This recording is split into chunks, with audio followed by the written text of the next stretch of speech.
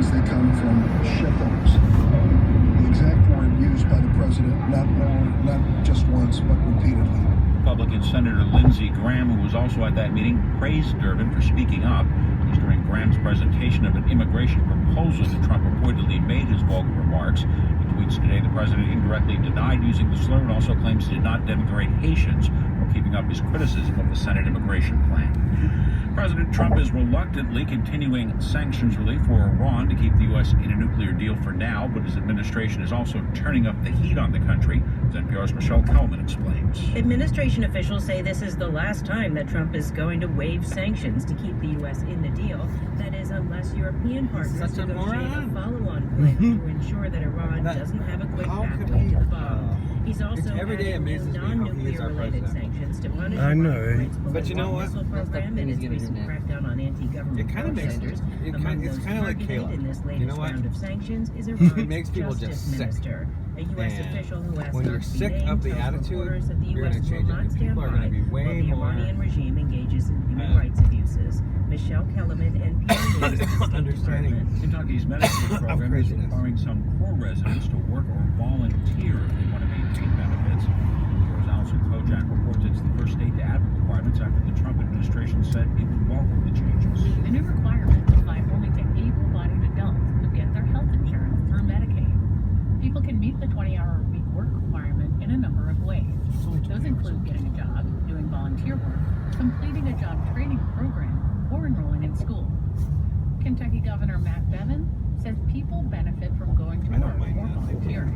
The engagement of an individual, the respect and dignity given to the individual to be able to do for themselves is something that has been missing and needed for a very, very long time. But critics say work requirements can make it harder for vulnerable people to get the health care they need. Allison Kojak, NPR News. The Commerce Department says retail sales rose 0.4% last month after posting solid gains in the previous month. The Dow jumped 228 points. The Nasdaq was up 49 points. We're listening to NPR. This is WWM. I'm Annalise Hensel. The City of Milwaukee's health department is under fire over its handling of information related to testing for lead poisoning in kids. The Milwaukee County Council has released a statement signed by all 15 members. It says that under the leadership of Health Commissioner Bevan Baker, the city's health department, quote, failed to ensure adequate the next thousands of families whose children the next exit you get off. for elevated blood levels in their blood. Alderman called the situation an egregious public health failure and is in direct non-compliance with procedures put forth by Common Council resolution. It also became public today that Health Commissioner Baker has left that post. Mayor Barrett held a news conference this last hour addressing the issue. He said that he and Baker agreed that it was time for Baker to leave the health department. Barrett says he's disappointed in and angry about the reports related to how the department handled blood level testing information among kids. He said his staff will work to fix the issue and notify parents whose children tested with high blood levels. Meanwhile, the aldermen say they will thoroughly investigate the matter, beginning at a special Common Council Hearing and Rules Committee meeting next Wednesday.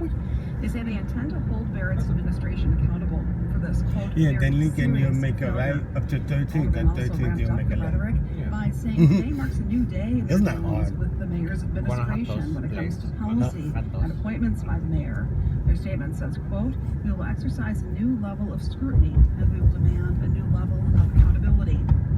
We'll have more on the story, including reactions from the mayor at WWM.com and on the air as All Things Considered continues.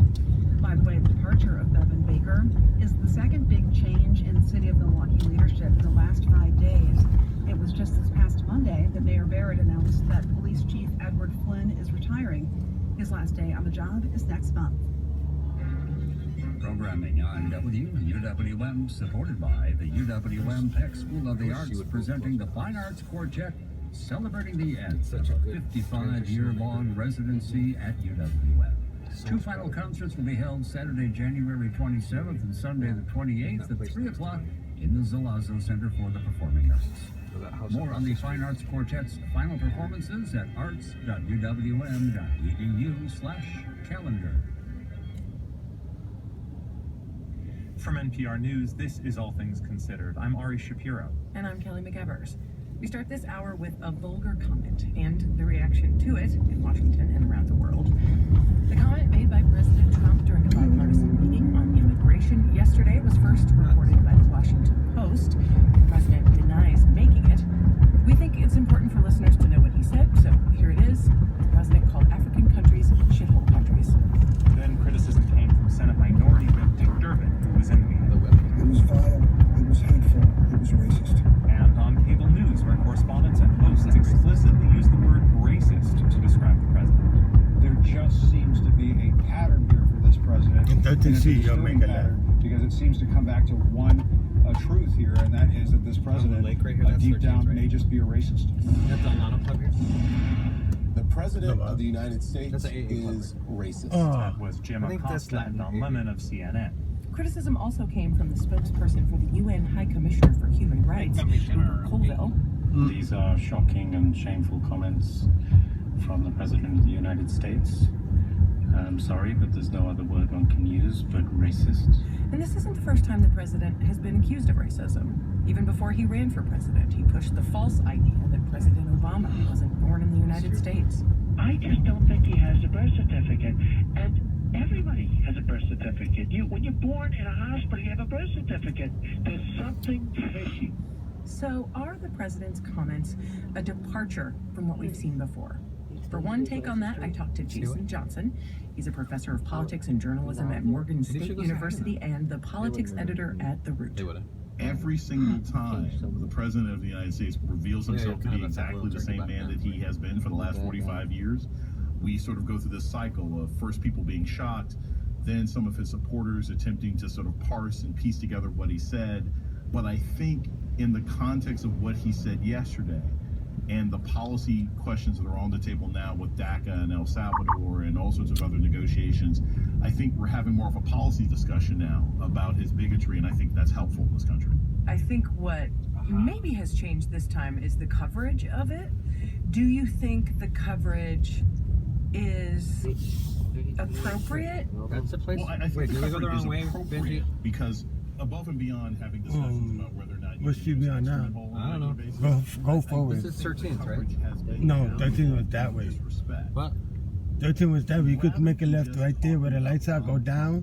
13th, and make a right.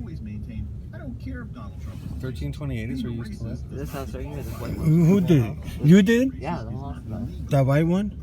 This tall white one, yeah. Oh, wow.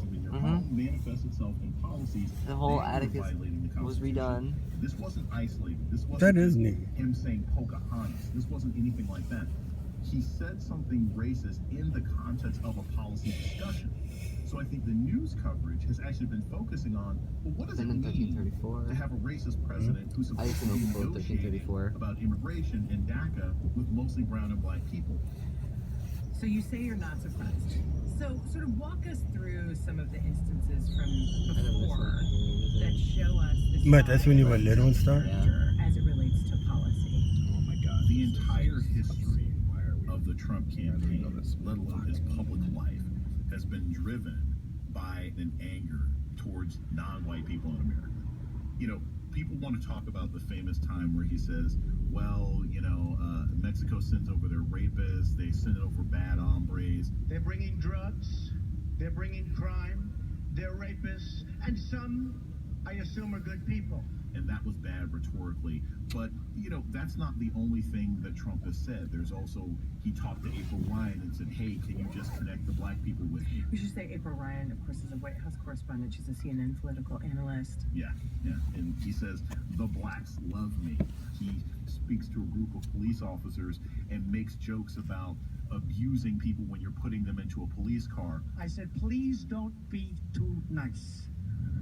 Like when you guys put somebody in the car and you're protecting their head, you know, the way you put their hand up, like don't hit their head and they just kill somebody, don't hit their head. I said, so you can make left right here. He talks about primarily African American athletes who are protesting against police brutality. And then where the lights are, that's 13th Street. Classic example of this could be seen the president referred to there being good people on both sides of the truck. Hey, let's get some furniture. That's actually where you got a headache? Was it to go? That was a course, where a recent white nationalist rally was held, a woman was killed when she was hit by a car. Yeah. There is a long, consistent line of racist, not dog whistles, but actual screaming loud bells. But it goes beyond just his rhetoric. Oh, that's really pretty good. He has hired people who share similar hostile beliefs towards people who are not white and people who are not Christian. And then those people have been responsible for passing policy. It goes from rhetoric to hiring to policy. And that's what we've seen from Donald Trump all throughout his campaign, all throughout this first year of his presidency. And that's why it's dangerous to the sovereignty and the safety of the United States. That's why it's dangerous. President's defenders say things like, look, he's always been outspoken. This is who he is. This is who people voted for. His focus is to help American workers. Are you down in this? Right down here? No, you're up by the Tens of tavern. millions of people voted Yeah, right across the street from the What do you tavern. say to those people? I say What are you doing this weekend? Anything fun? At this